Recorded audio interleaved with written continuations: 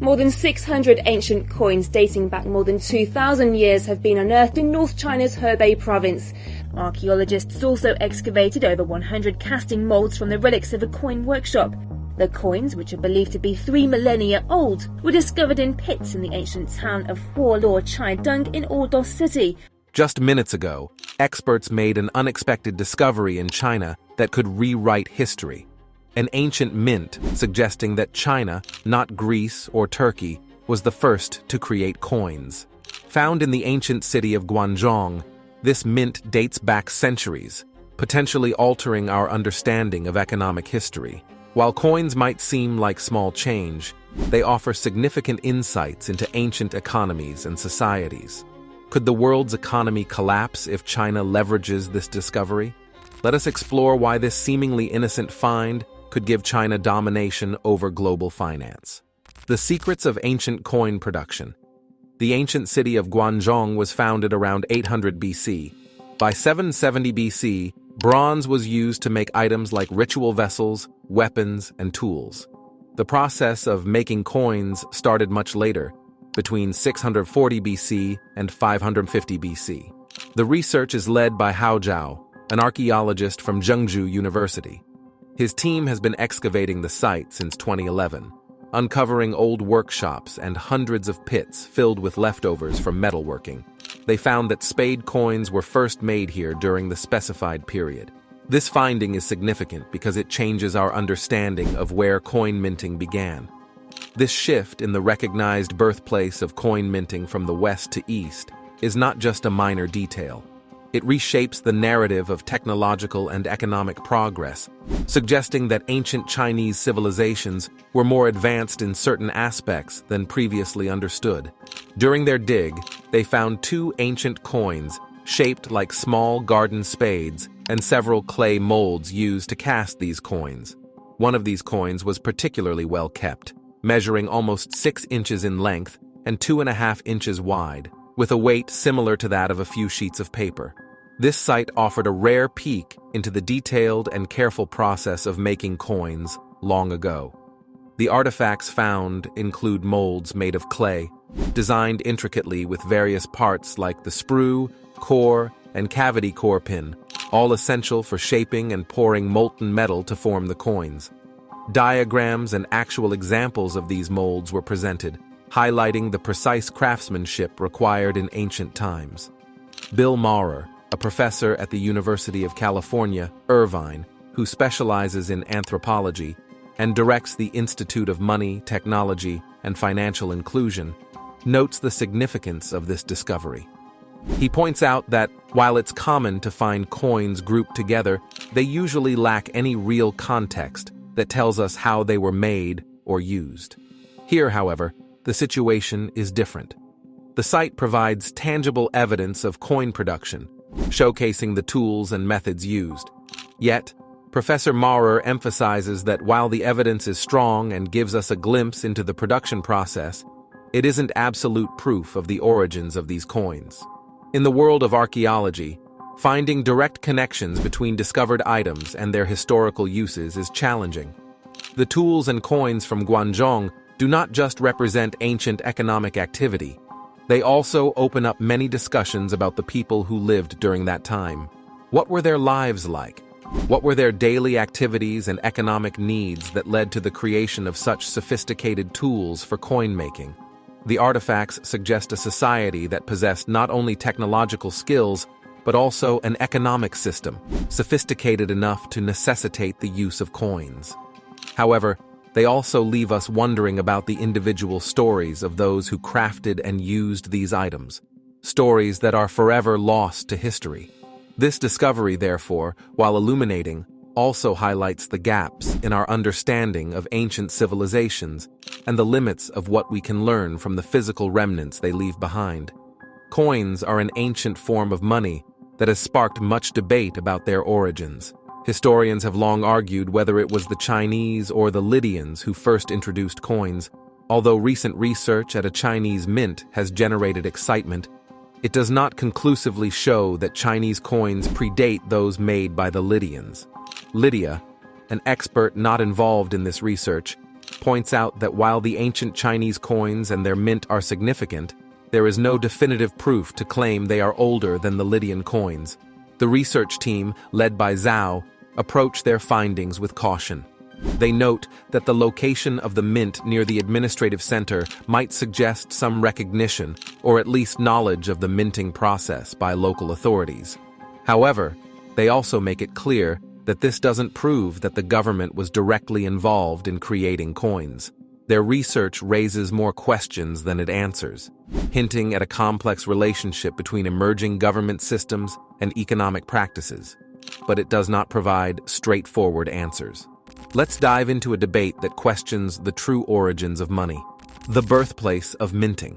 The debate over the original purpose of money also continues. It remains unclear whether coins were developed primarily to help merchants trade goods more easily, or if they were created by governments to collect taxes and debts.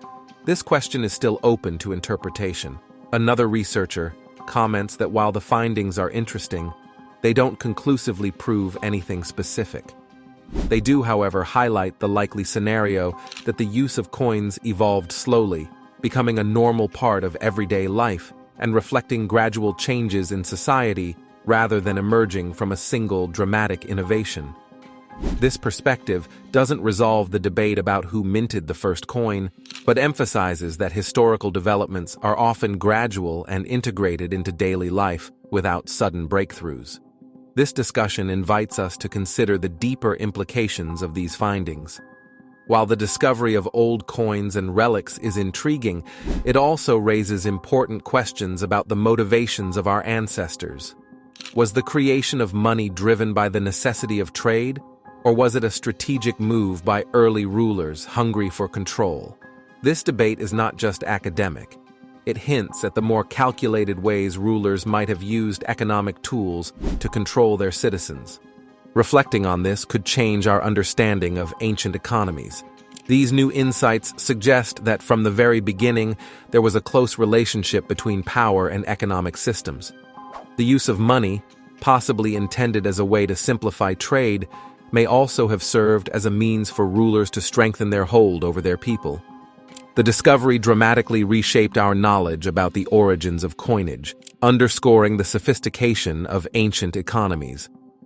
It became apparent that having a uniform currency was essential, primarily driven by the desire for streamlined trading and effective tax collection. This indicates that there was a complex administrative system in place dedicated to managing business operations, gathering taxes, and regulating markets. Located near the centers of authority in the ancient city, the placement of the mint was strategic, serving the government's needs. This relationship between economic strategies and political power is evident, highlighting the importance of money production control, both in the past and present. The craftsmanship and tools discovered at the site demonstrate meticulous care and accuracy in producing reliable coins that circulated widely throughout the region. The findings suggest that this early society possessed a deep understanding of economics and governance. Having a mint close to political centers indicates a direct link between the economy and the ruling powers, ensuring control over money circulation and manipulation as required. This setup not only promoted the widespread use of coins, but also strengthened the authorities' control over economic activities. The precision in coin manufacturing reflects a sophisticated commercial approach, highlighting a time when economic stability was crucial for overall societal stability. Next, we explore a discovery that changes our view of ancient economies: the hidden city beneath China's Great Wall. The discovery at Guangzhong offers a striking revelation about the early days of using metal for money. It's not just about the physical coins, it's about the significant strides in technology and governance needed to produce and use them. These coins provide insight into the economic and social structures of the time, suggesting that our early ancestors were already developing the foundations of what would become today's complex financial systems. This finding emphasizes the cleverness of early societies in establishing systems that have influenced countless generations. However, it also highlights the long-standing issues inherent in these systems. issues like inequality and economic control that have persisted over millennia. The coins from Guangzhong are more than just artifacts. They are a window into a time when the basic principles of our economic systems were being set, principles that we are still grappling with in efforts to make them fairer and more effective. As we delve into what these ancient coins can teach us, we gain not only an understanding of past innovations, but also a clearer view of the challenges they introduced. By examining these relics, we can trace the evolution of economic practices and the accompanying societal changes. This deeper analysis sheds light on how these early financial tools have shaped the trajectory of human development and the persistent challenges we face in creating equitable economic systems. The stones, stubborn and silent, have long kept their stories hidden. In the dry hills of China's Los Plateau, residents near the crumbling rock formations believed they were merely a forgotten part of the Great Wall. This made sense considering the extensive history of Chinese control, which can be traced back over 2,000 years and is highlighted by ancient barriers winding through these dry lands near the northern bend of the Yellow River. Was this structure really a segment of the Great Wall, or was it something entirely different? Curiously, during archaeological investigations, items like jade pieces, some shaped into scepters, blades, and discs, began emerging from the ruins. These discoveries were first made by locals and then by those looking to profit from them. Strangely, the closest source of jade is about 1,000 miles away in the farthest parts of Shaanxi province. Jade was never a material used in the construction of the Great Wall. The question arose, why were there jade items in such a remote area that lacked jade, close to the Ordos Desert? These unusual findings prompted Chinese archaeologists to conduct detailed investigations a few years ago. What they found was surprising and somewhat disturbing. The ancient stone formations were not part of the Great Wall. Instead, they were the remains of a once grand city that served as a military outpost. The ongoing digs uncovered more than 6 miles of protective walls encircling a pyramid 230 feet tall. The interior of this pyramid contained murals, additional jade objects, and unsettling evidence of human sacrifices. The research was suddenly stopped earlier this year due to a worldwide health crisis. Before the pause, archaeologists had unearthed 70 remarkable stone carvings that depicted snakes, monsters, and half-human creatures, similar to those found in later periods of the Chinese Bronze Age. More astonishing was the age of these finds. Carbon dating indicated that parts of the site, known locally as Shimao, its original name lost to history, were 4,300 years old. This is nearly 2,000 years older than the oldest parts of the Great Wall and 500 years older than previously documented. These discoveries challenge the accepted timelines of Chinese history. They suggest a sophisticated and culturally rich civilization existed long before the times documented in our standard historical texts. The reason why such an advanced settlement with rich artifacts existed in what now seems a remote and barren area remains a pressing question. The site presents a glaring contrast to the recorded history, providing a window into a forgotten era that flourished in what now appears to be an improbable and harsh location. Long before the glittering dynasties of China that textbooks glorify, there existed a civilization called Shimao, which sprouted on the Central Plains, several hundred miles south of where most historians enthusiastically pin the origins of Chinese culture. Around 2300 BC, this place was buzzing with activity, starkly contrasting with its eventual fate, a sudden and complete abandonment around 1800 BC.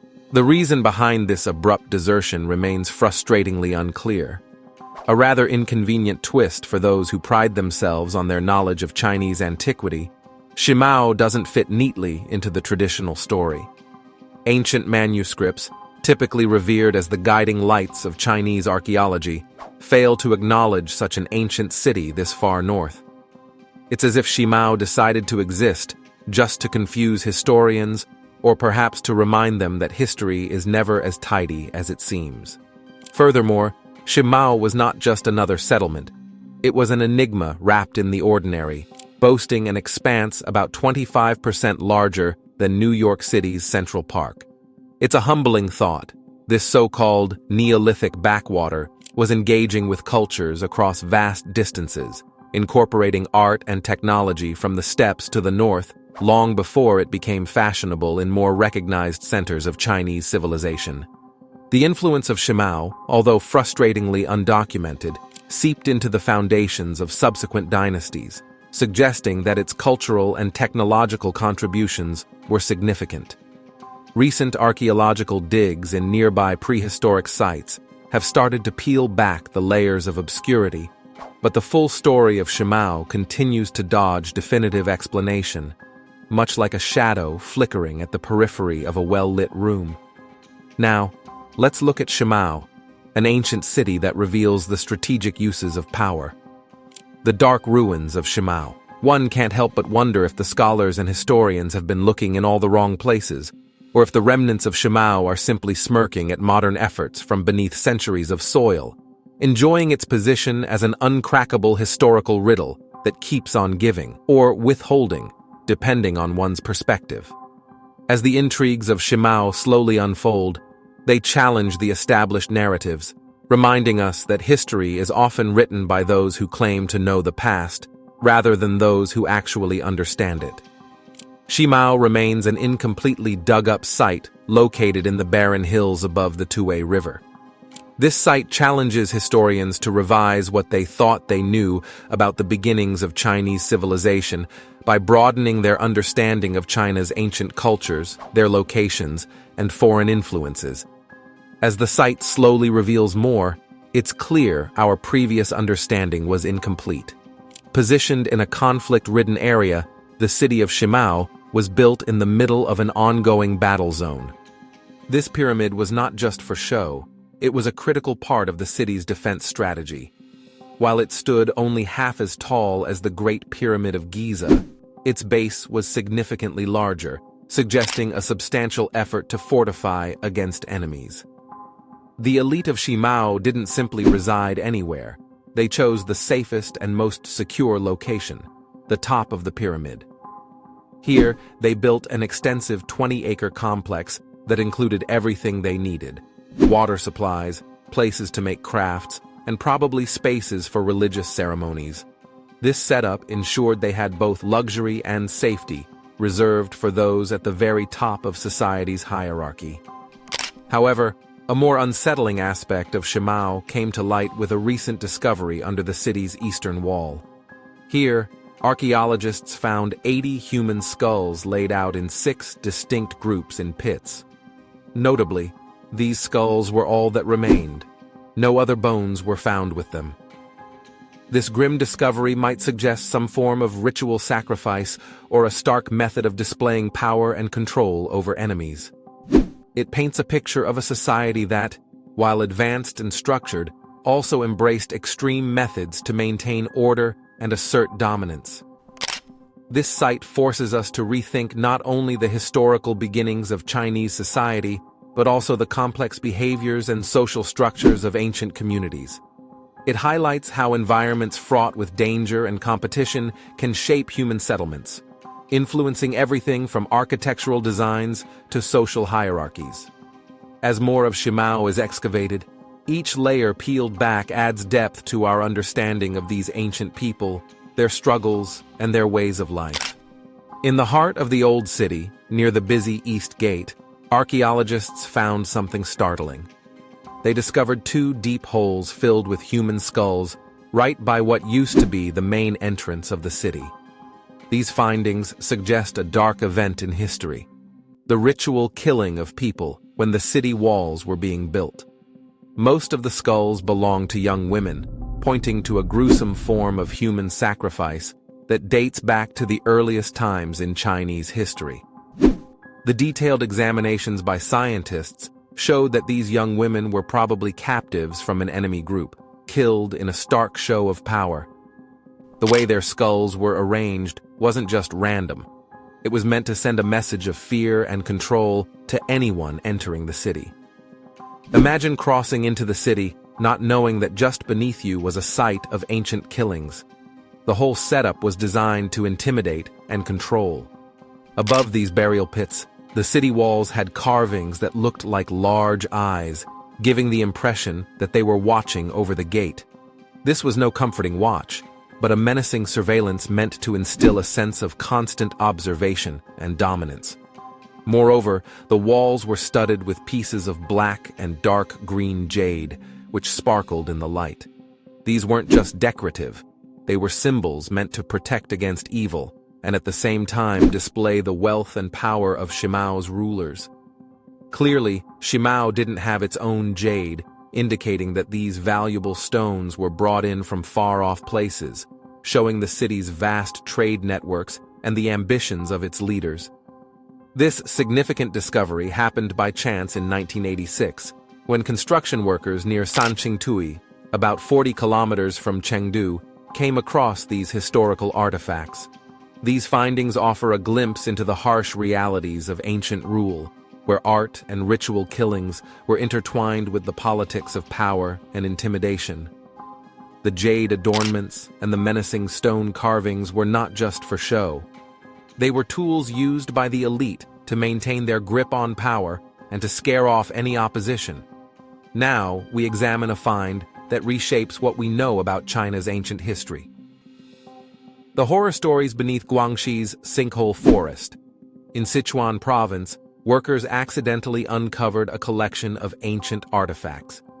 They found jades, bones, elephant tusks, and exceptionally large bronzes in what turned out to be sacrificial pits. This accidental find has turned out to be one of the most important archaeological discoveries of the 20th century, prompting historians to reconsider the early history of China.